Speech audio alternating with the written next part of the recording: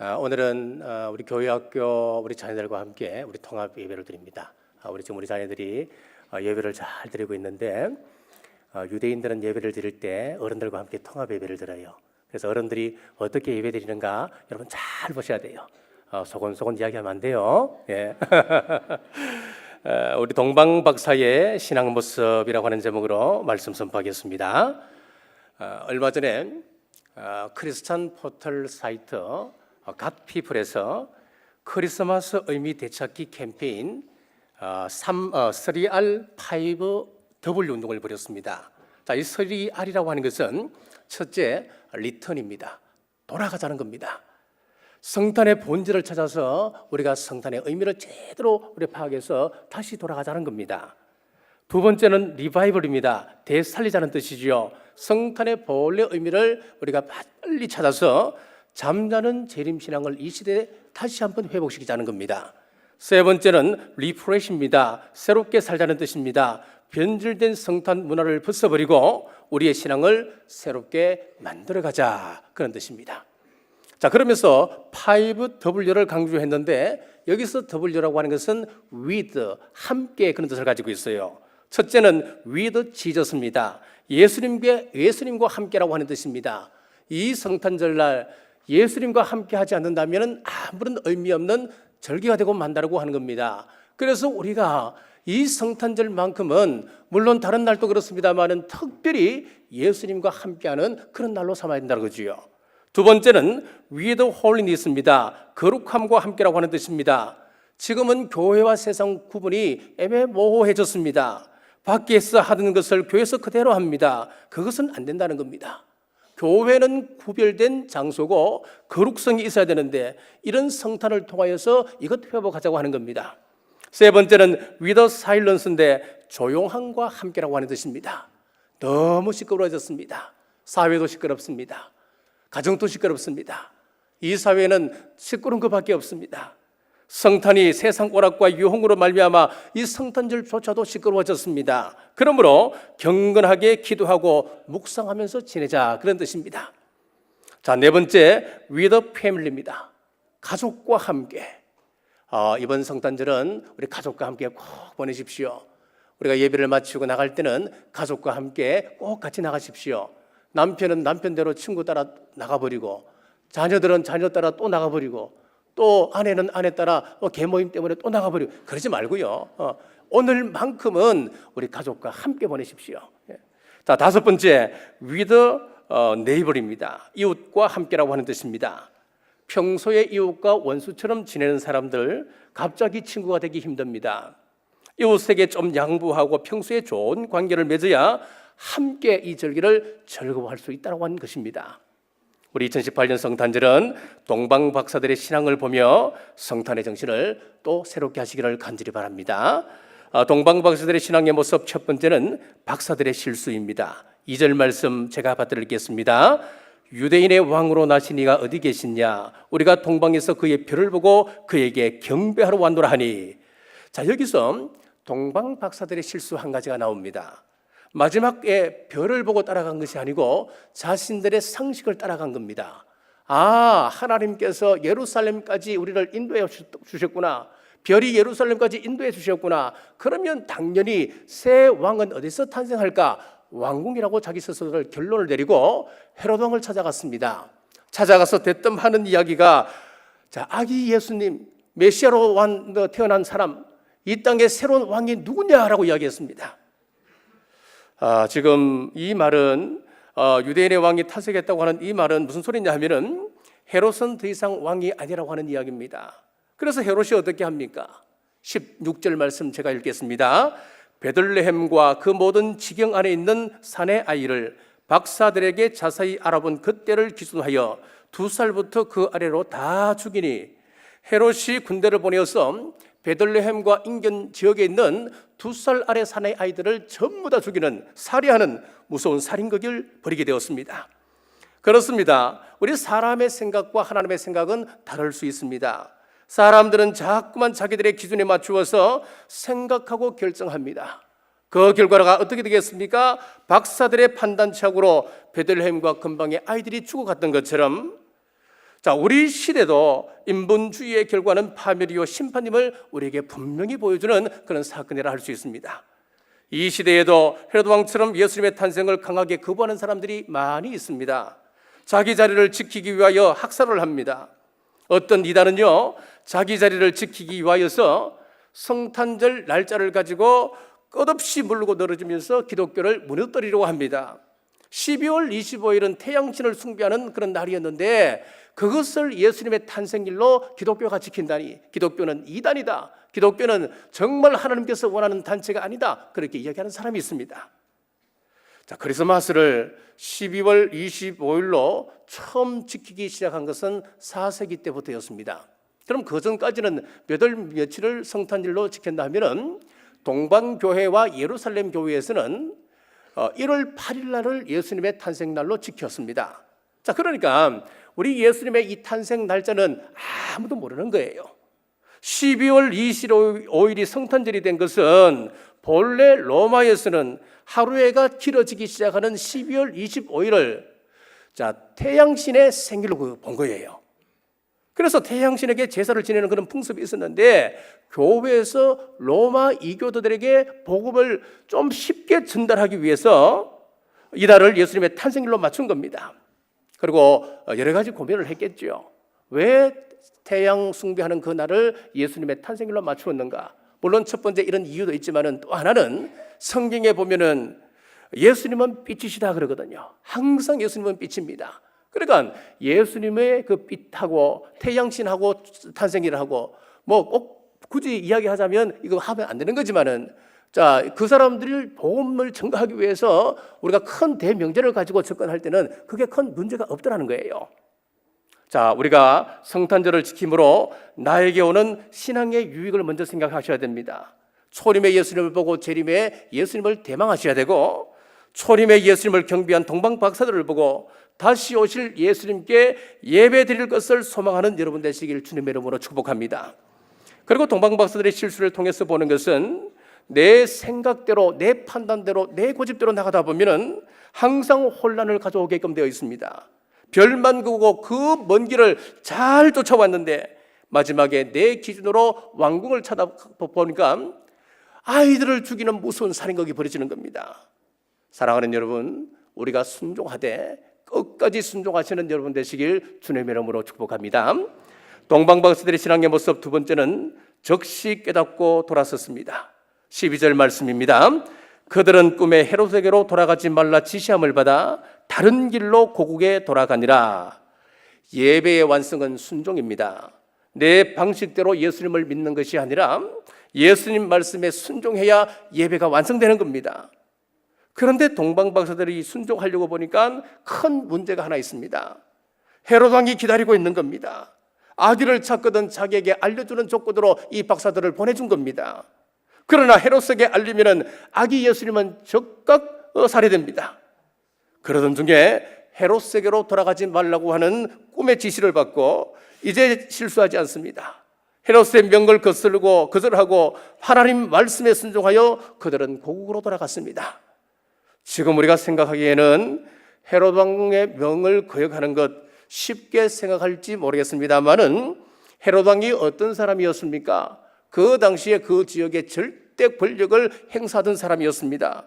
어떻게 감히 그 명령을 거역할 수 있겠습니까? 자신의 자리를 위해서는 장모도 죽였던 사람입니다. 그의 아내도 죽였고 그의 자녀를 죽였던 사람이 헤롯이었습니다. 왕의 명령을 거역하는 것은 목숨이 걸린 문제란 이야기예요. 낙타를 타고 천천히 이동하는 낯선 외국인들, 유대인의 눈에는 쉽게 띄일 것입니다. 헤롯의 군대가 그들을 잡지 못하겠습니까?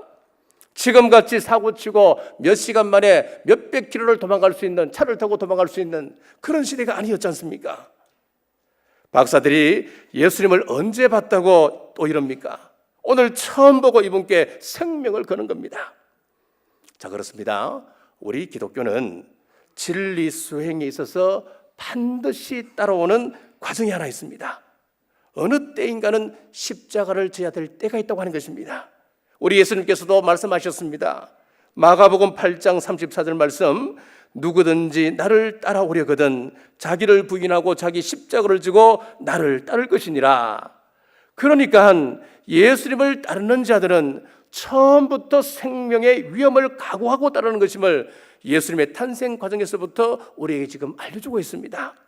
그렇습니다. 주님을 위해서라면 순교까지도 감당하겠습니다. 결단하는 이번 2018년 성탄절 되시길 주의 이름으로 축복합니다. 존 스토트가 나는 왜 그리스도인이 되었는가 라고 하는 책에서 그는 이렇게 썼습니다. 제가 그리스도인이 된 이유는 궁극적으로 제 부모나 스승의 영향도 아니고 그리스도에 대한 저 자신의 결단 때문인 것도 아니며 바로 천국의 사냥개 때문입니다. 즉 제가 원하는 길로 가고자 도망할 때조차도 끈질기게 저를 쫓아오신 예수 그리스도 그분 때문입니다 라고 했습니다. 그렇습니다. 우리가 주님을 찾아간 것 아니에요. 여러분들이 지금 이 자리에 앉아 있는 것, 여러분들이 공부하고 난 이후에 성경을 읽고 난 다음에 그래 이 길이야 스스로 찾아오셨습니까? 과거 불교, 샤머니즘, 기타 많은 종교가 우리 근간에 깔려 있습니다. 거기에 영향을 받고 있는 저와 여러분들에게 책 한 권 주어졌다고 어느 날 갑자기 기독교로 개종했습니까? 아니었습니다.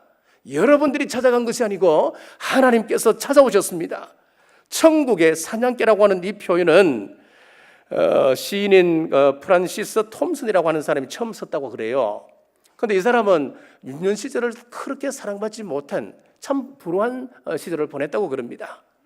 그의 아버지는 참으로 엄격했습니다. 그래서 이 아들이 신부가 되기를 바랐는데 신부가 되지도 못하고, 의사가 되기를 바랐는데 의사도 못 되고, 군인이 되기를 바랐습니다마는 군인도 못 되었습니다.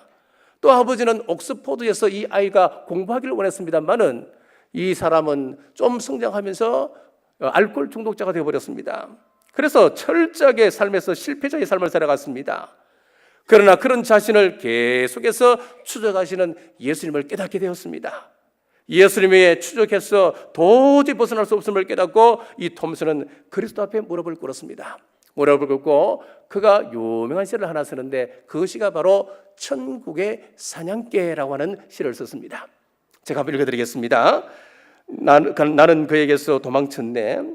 밤에도 낮에도 나는 그에게서 도망쳤네. 수많은 세월 동안을 나는 그에게서 도망쳤네. 내 마음속에 미궁 같은 길로 슬픔 속에서도 그를 피해 숨었다네.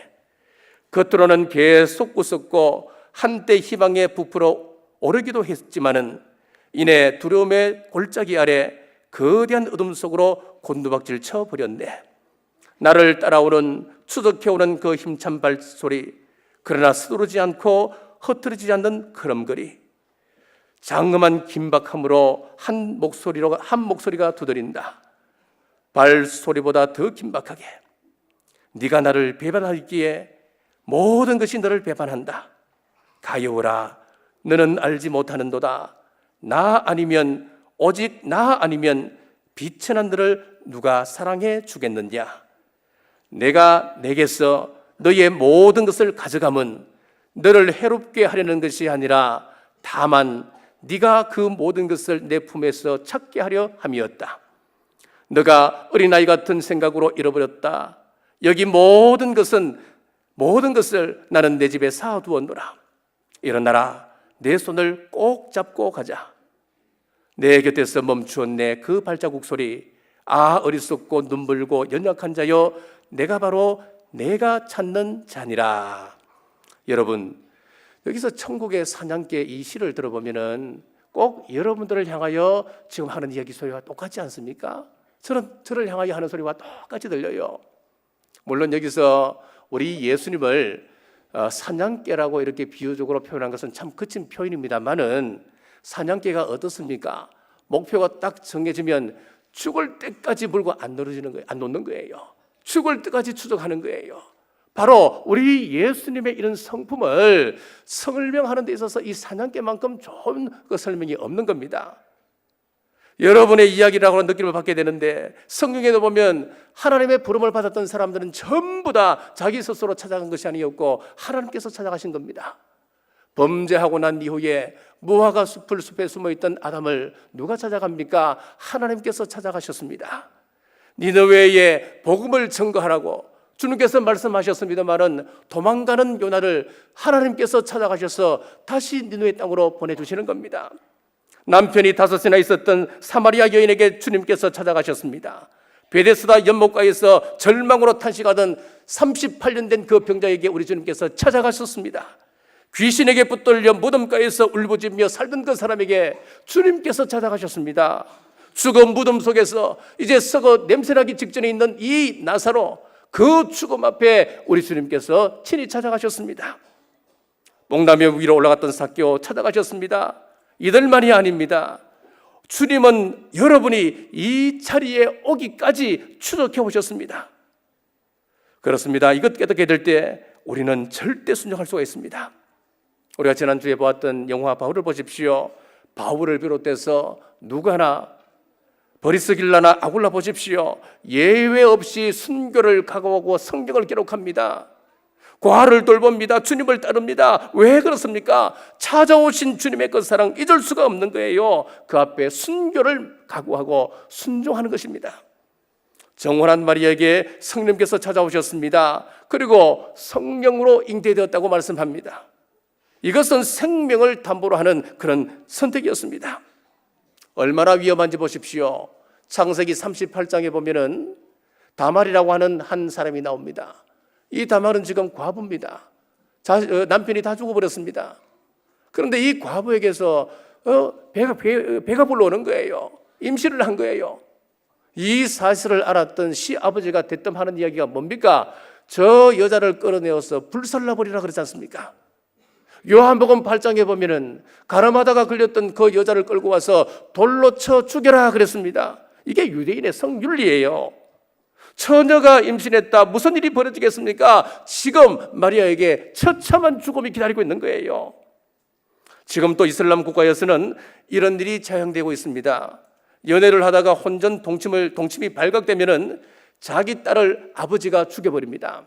이것을 명예살인이라 그렇게 이야기합니다. 파키스탄에서는 1년에 지금 또 1200명의 처녀들이 죽어갑니다. 아버지에 의해서, 오빠에 의해서, 친족에 의해서, 가족에 의해서 그대로 죽임당합니다. 자, 그러면은 지금 마리아가 어떤 마음이겠습니까, 여러분? 얼마나 무서웠겠습니까? 이 모든 두려움을 뒤로하고 하나님 말씀에 주의 여종여운이 말씀대로 내게 이루어지이다. 자기를 찾아오신 하나님 앞에 마리아가 순종할 때에 하나님의 구속사를 이루어가는 것처럼 우리들도 말씀 앞에 돌이키고 철저히 순종하시길 주님의 이름으로 축복합니다. 동방박사의 신앙 세 번째는 예물을 드렸습니다. 11절을 보겠습니다. 집에 들어가 아기와 그의 어머니 마리아가 함께 있는 것을 보고 엎드려 아기께 경배하고 보배합을 들어 황금과 유향과 모략을 예물로 드리니라. 지금 박사들이 준비한 예물은 세 가지입니다. 첫 번째는 황금입니다. 고대에서 이 황금은 왕에게 드려지는 예물이었습니다. 그러므로 지금 동방박사들이 아기 예수님께 드렸던 이 황금은 예수님의 왕권을 의미하고 있습니다. 두 번째는 유향입니다. 출애굽기 30장 34절입니다. 너는 소합향과 나감향과 풍자향의 향품을 가져다가 그 향품을 유향에 섞되 각기 같은 분량으로 하고, 유향은 제사장들이 제사를 드릴 때 쓰는 예물이었습니다. 이것은 예수님의 대제사장직을 상징합니다. 세 번째는 모략입니다. 요한복음 19장 39절 말씀입니다. 니고데모도 모략과 침향 섞은 것을 100리터라쯤 가지고 온지라. 여기서 니고데모가 예수님의 시신을 장사하기 위해서 모략을 가지고 오는데, 그 모략은 죽은 사람에게 부어서 그 시체가 썩지 않도록 해주는 그런 굉장히 값비싼 그런 보화였습니다. 이것은 무슨 이야기냐면은 우리 예수님의 십자가 달리심을 예표적으로 보여주고 있습니다. 자, 이런 귀한 예물이 우리 예수님께 왔습니다. 우리 예수님의 부모는 이것을 무엇을 위해서 썼습니까? 예수님의 생명을 지키기 위해서 그것이 사용되어졌습니다. 13절 말씀입니다. 그들이 떠난 후에 주의 사자가 요셉에게 현몽하여 이르되 헤롯이 아기를 찾아 죽이려 하니 일어나 아기와 그의 어머니를 데리고 애굽으로 피하여 내가 내게 이르기까지 거기 있으라 하시니, 동방의 박사들이 경배를 마치고 떠난 이후에 주의 사자가 요셉에게 현몽하여 말씀하시기를 헤롯이 예수님을 죽이려고 하니까 빨리 떠나라고 하는 것입니다. 아기 예수님을 살리기 위해서 애굽으로 가는 그 경비와 그곳에서 정착하며 살아야 하는 그 경비, 많은 돈이 필요할 것입니다. 지금 동방박사들로 하여금 애굽으로 피난갈 경비를 예비해 주셨습니다. 자, 이것은 우리의 필요를 채우기 위해서 늘 준비하고 계신 우리 하나님을 예표적으로 보여줍니다. 자, 오늘 성탄절을 보내며 우리의 신앙을 한번 점검하십시다. 동방박사들이 실수가 있었습니다만은 적시 리턴 돌이켰습니다. 그리고 리바이벌, 별의 의미를 되새겨 다시 순종했습니다. 리프레쉬, 믿음을 새롭게 함으로 예물을 드렸습니다.